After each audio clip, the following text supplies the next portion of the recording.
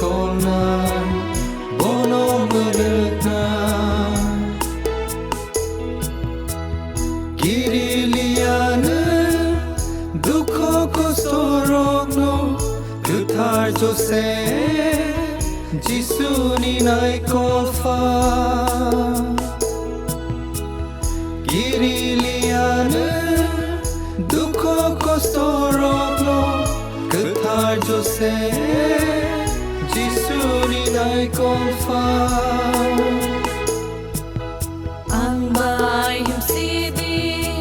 suri jadi Suni bagai simi tong nani Kuthar ke tong nani Kuthar ke thai nani Oh Joseph Jisu ni nai kolfa Kuthar ke tong nani Kuthar ke thai nani Oh Joseph Jisu ni nai kolfa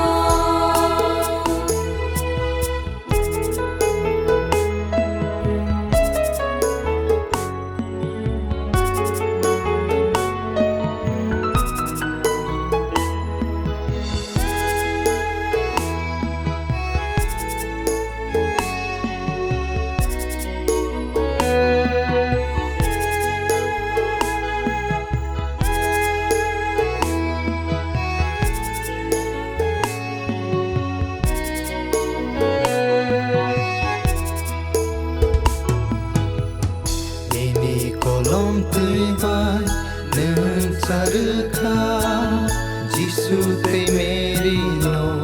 muruk naisa Bebag hangani katere naisa Subazadi ani lang maobo Bebag hangani katere naisa Subazadi ani lang maobo Ang bayim sidi suri jadi Suni bagai simi tong nani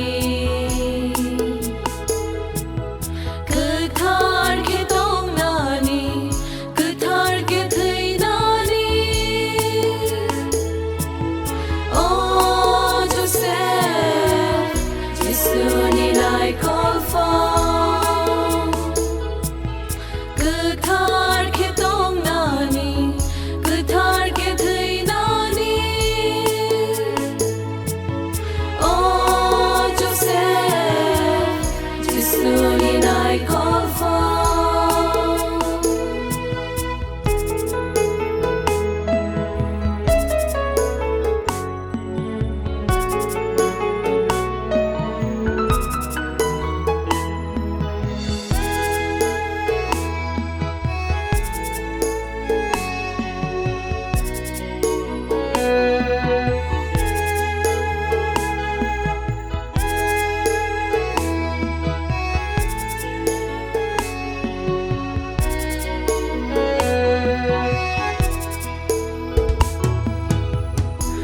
Tor ni kokno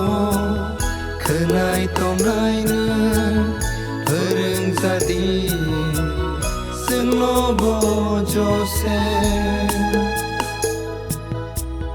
bini ku bui lama tehim lai nani Kuthar no kum hai ke tong lai nani bini ku bui lama tehim lai nani Kuthar no kum hai ke